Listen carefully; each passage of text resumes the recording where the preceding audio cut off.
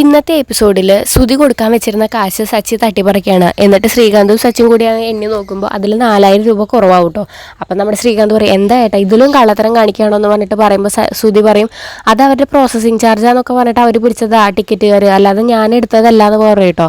അപ്പം നമ്മുടെ സച്ചി വീണ്ടും കളിയാക്കും. അപ്പോൾ ശ്രുതി പറയും, ഈ 4000 രൂപ ശ്രുതിയുടെ ശമ്പളം കിട്ടുമ്പോൾ ശ്രുതി കൊടുക്കും എന്ന് പറയും.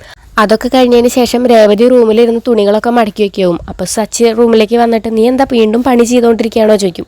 അപ്പോൾ നമ്മുടെ രേവതി ചോദിക്കും, സച്ചിയേട്ടൻ ഒരു വീട്ടിൽ എത്ര തരം പണികളുണ്ടെന്ന് അറിയോ ചോദിക്കുമ്പോൾ സച്ചി പറയും, അയ്യോ എനിക്കറിയില്ലേ, നിൻ്റെ ദേഷ്യം ഇതുവരെ മാറിയില്ലേ ചോദിക്കും.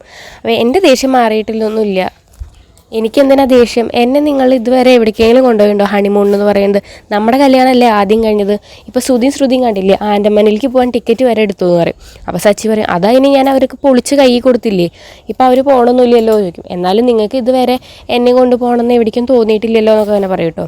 അപ്പോൾ നമ്മുടെ സച്ചി പറയും, രേവതി നിനക്ക് എൻ്റെ അവസ്ഥ അറിയാമല്ലോ, എൻ്റെ കയ്യിൽ പൈസ ഒന്നുമില്ല, നമ്മളെ വണ്ടി ഇറക്കി കഴിഞ്ഞാലാണ് എനിക്ക് എൻ്റെ കയ്യിൽ പൈസയൊക്കെ വരുള്ളൂ, ആ വണ്ടി ഇറക്കാൻ കൂടിയുള്ള പൈസ എൻ്റെ കയ്യിലില്ല എന്നൊക്കെ പറയും കേട്ടോ. അപ്പോൾ രേവതി പറയും, ആയിക്കോട്ടെ പൈസ വരുമ്പോൾ മതി, അല്ലാന്ന് ഞാൻ പറഞ്ഞില്ലല്ലോ, പക്ഷേ ഇതുവരെ നിങ്ങൾക്ക് അങ്ങനെ ഒരു വാക്ക് എന്നോട് പറയാൻ തോന്നിയിട്ടില്ലല്ലോ എന്നൊക്കെ പറയും. അപ്പോൾ സച്ചി പറയും, അത് രേവതി നീ ഒരു കയ്യിൽ ഹണി എടുക്കുക, തേൻ. അപ്പോൾ രേവതി ഇങ്ങനെ അടിക്കും കേട്ടോ. എന്നിട്ട് പറയും, എനിക്ക് മനസ്സിലായി, ഒരു കയ്യിൽ ഹണി എടുക്കുക, എന്നിട്ട് ടെറസിൽ പോയിട്ട് മൂണിനെ നോക്കിയിട്ട് ആ ഹണി കുടിക്കാനല്ലേ നിങ്ങൾ പറയാൻ വന്നത്, എനിക്കറിയാം എന്തെങ്കിലും പറയുമ്പോൾ എന്നെ ഇങ്ങനെ കളിയാക്കിക്കൊന്നുകൊണ്ട് രേവതി ഇങ്ങനെ അടിക്കും കേട്ടോ. അപ്പോൾ സച്ചി പറയും, ഓ നിൻ്റെ അടി നല്ല വേദന ഉണ്ട്, കൈമടക്കൊന്നും തന്നാണ്ടല്ലോ പറയും. ആ അടിക്കുന്നുണ്ട് രേവതി സച്ചിയുടെ നേരെ ഇങ്ങനെ പോവുക കേട്ടോ.